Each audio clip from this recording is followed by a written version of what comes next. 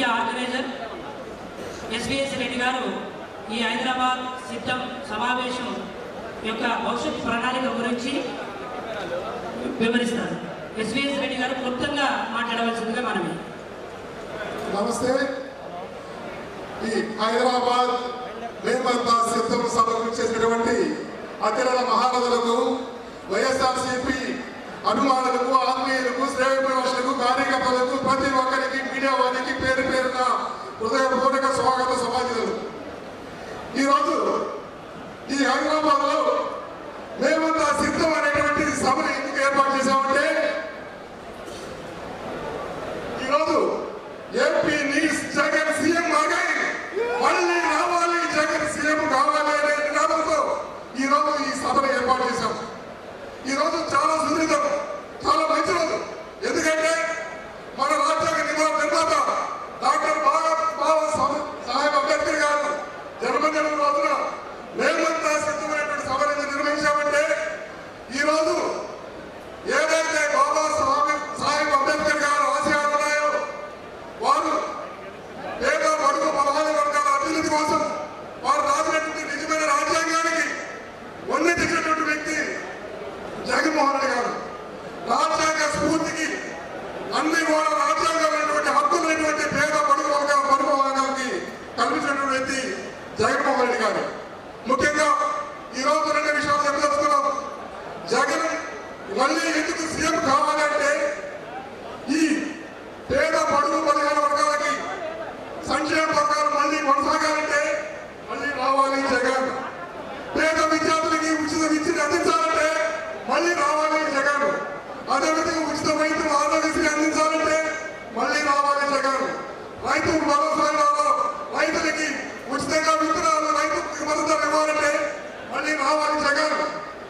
అదేవిధంగా సచివాలయాలు, గ్రామ సచివాలయ వ్యవస్థ మళ్ళీ కొనసాగాలన్నా, అవతాతలకు పెన్షన్స్ మళ్ళీ అందించాలన్నా మళ్ళీ మనకి జగన్ ముఖ్యమంత్రి గారు ఆవశ్యకత ఎంతో ఉంది.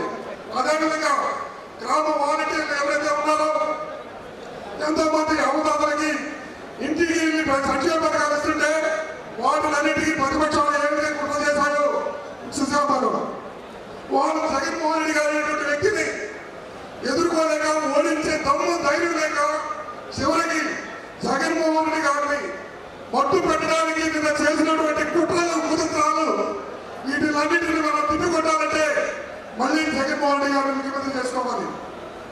అదేవిధంగా జగన్మోహన్ రెడ్డి గారి పాలనలో ప్రతి ఒక్కరికి మంచి జరిగింది అని మనం అందరం కూడా తెలుసుకొని, ప్రతి ఒక్కరం కూడా మన వాళ్ళపై కొలుచుకోవాలని చెప్పి ప్రతి ఒక్కరికి ఉన్నటువంటి ఎమ్మెల్యేగానే కాకుండా మన రాష్ట్రంలో ఉన్నటువంటి 175 మంది ఎమ్మెల్యేలకి ఓటు వేసి సానుభూతి ఓటేసి గెలిపించడానికి మనందరం కూడా సమాయత్తం కావాలి.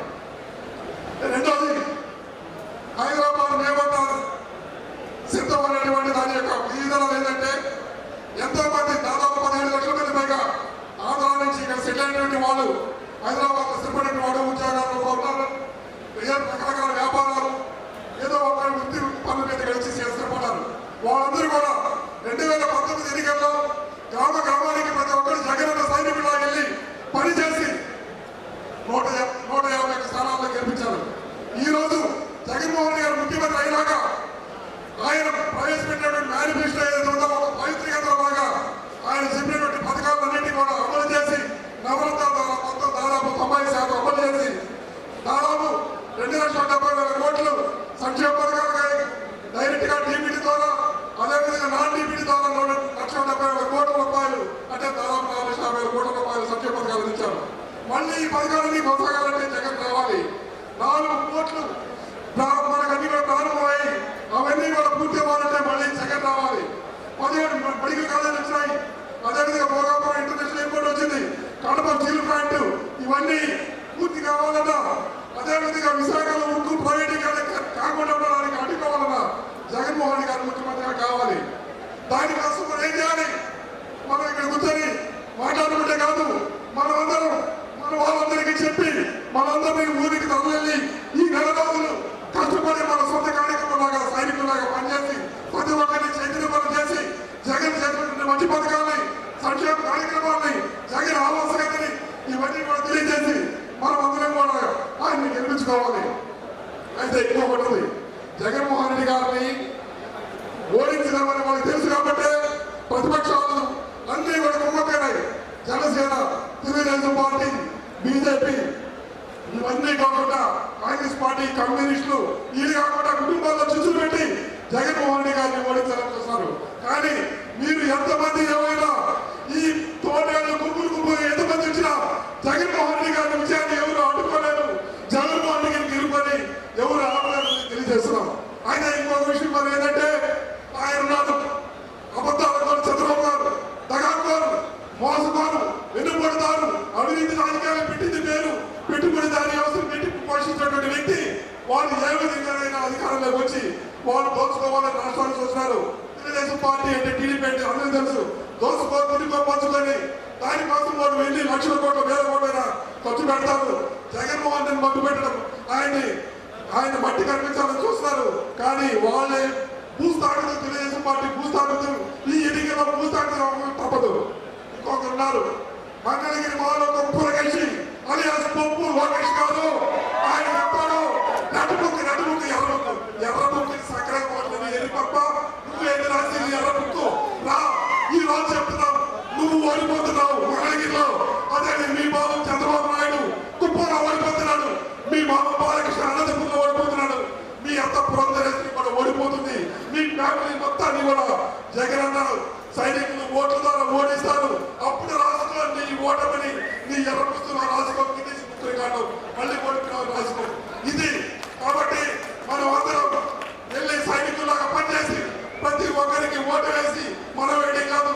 మనకి ఓటు లేకపోయినా కానీ మనం 10 మంది, ఒక్కొక్కరికి 10 మంది చేత, 10 మంది 100 మంది చేత, 100 మంది 1000 చేత గ్రామాల్లో ప్రతి ఒక్కరికి కూడా చైతన్యవంతులు చేసి వాళ్ళందరినీ ఓట్లు వేయించి అత్యధిక మెజార్టీతో వై నాట్ 175 అనేది నినాదం టార్గెట్ 175 ఏదైతే ఉందో జగన్మోహన్ రెడ్డి గారు దాన్ని మనం రీచ్ అవ్వడానికి మనం అందరం కష్టపడి పనిచేయాలని దానికోసం ఈ సభను ఏర్పాటు చేశాం. దీనికోసం ముఖ్యంగా ఈ సభని ఎందుకు పెట్టామంటే జగన్మోహన్ రెడ్డి గారు ఒక్కరు కష్టపడుతున్నాడు. అంతమంది ఒకవైపు, ప్రతిపక్షాలు పార్టీలన్నీ ఒకవైపు, ఎల్లో మీడియా ఒకవైపు, సోషల్ మీడియా ఒకవైపు, కార్పొరేట్ శక్తులు ఒకవైపు, ఎడ్యుకేషన్ మాఫియా ఒకవైపు, మైనింగ్ మాఫియాలు అన్ని ఒకవైపు ఉంటే జగన్మోహన్ రెడ్డి గారు ఒకవైపు నాడు. కానీ జగన్మోహన్ రెడ్డి గారికి 5 కోట్ల మంది ప్రజలు తోడున్నారనే సంగతి.